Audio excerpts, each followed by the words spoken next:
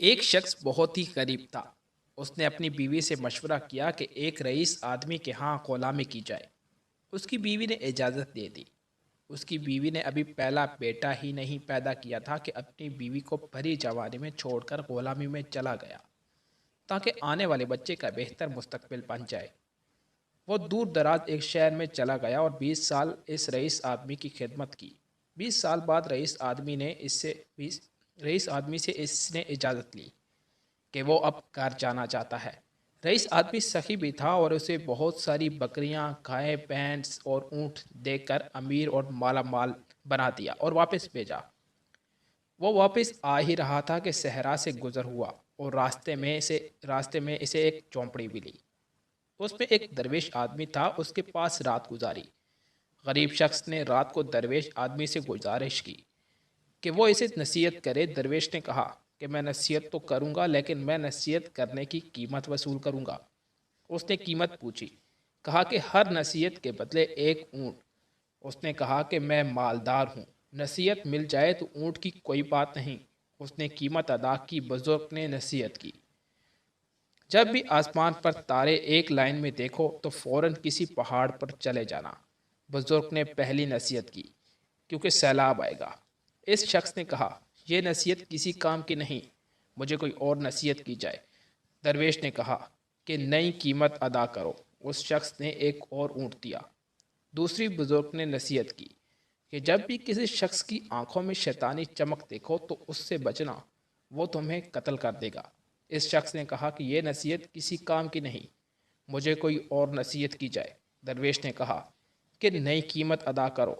اس شخص نے ایک اور اونٹ دیا اور تیسری بزرگ سے نصیحت لی، رات کو پچھتا کر سو جانا لیکن کبھی بھی کسی انسان کو قتل نہ کرنا۔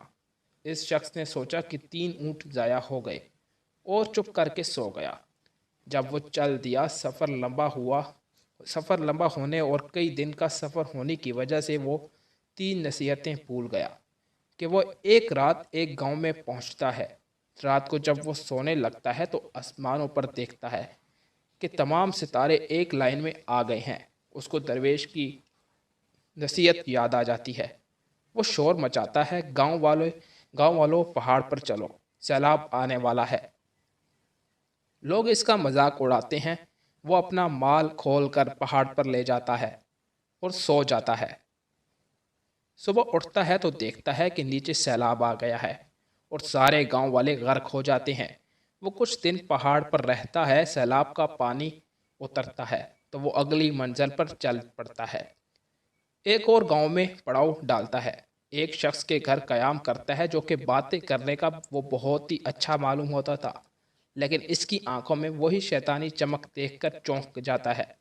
بزرگ کی نصیحت اسے یاد آ جاتی ہے۔ رات کو وہ اسی کشمکش میں اسے نیند نہیں آتی۔ وہ اٹھا اور بستر کو اس انداز سے پھیلا دیا کہ معلوم ہوتا تھا کہ کوئی سویا ہوا ہے۔ وہ آدمی آیا اور اس کے ہاتھ میں خنجر دیکھ کر وہ پریشان ہوا۔ وہ آیا اور بستر پر خنجر مارنا شروع کر دیا۔ یہ آیا اور اس کے پیچھے سے پکڑ کر مارنا شروع کر دیا اور اسے باندھ دیا۔ پولیس کو بلایا اور اس کو پولیس کے حوالے کر دیا۔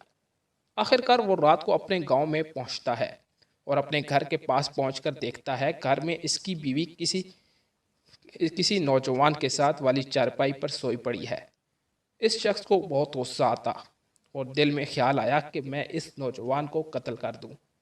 جیسے ہی وہ ارادہ کرتا ہے، اسے اس بزرگ کی درویش کی تیسری اور آخری نصیحت یاد آ جاتی ہے کہ کبھی بھی قتل کر کے نہ سونا، پچھتا کر سو جانا۔ وہ سوچتا ہے کہ پہلی بھی نصیحت کام کر گئی، آخر دوسری نصیحت نے بھی کام کیا، لہٰذا وہ گاؤں سے باہر آ جاتا ہے۔ صبح ہوئی، اس کے دل میں خیال آیا کہ گاؤں والوں سے اپنا حال دریافت کروں۔ جیسے ہی گاؤں میں جاتا ہے، اپنے بارے میں دریافت کرتا ہے۔ گاؤں والے بتاتے ہیں کہ وہ شخص بہت ہی غریب تھا اور برسوں پہلے روزی روٹی کے لیے چلا گیا تھا۔ اس نے مزید دریافت کیا کہ جب وہ جانے لگا تو بچہ ہونے والا تھا۔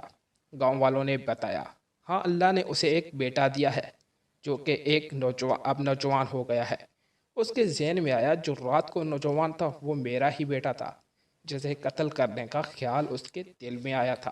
وہ گھر گیا اور بیوی اور بیٹے سے ملا तो दोस्तों, मेरे मोहतरम दोस्तों, सच ही कहते हैं, अगर कोई भी बड़ा आपको नसीहत करे तो उसको ज़रूर सुन लेना चाहिए और समझ लेना चाहिए।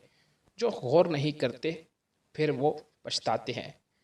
मैं उम्मीद करता हूँ दोस्तों, आज की ये वीडियो आपको ज़रूर पसंद आई होगी। हमारे चैनल उर्दू नॉवेल्स वर्ल्ड को सब्सक्राइब कर लें और साथ लगे बेल आइकन को भी दबा दें ताकि हर आने वाली वीडियो आपको सबसे पहले मिल सके। मैं मिलता हूँ आपको नेक्स्ट वीडियो में, तब तक के लिए अल्लाह हाफिज़।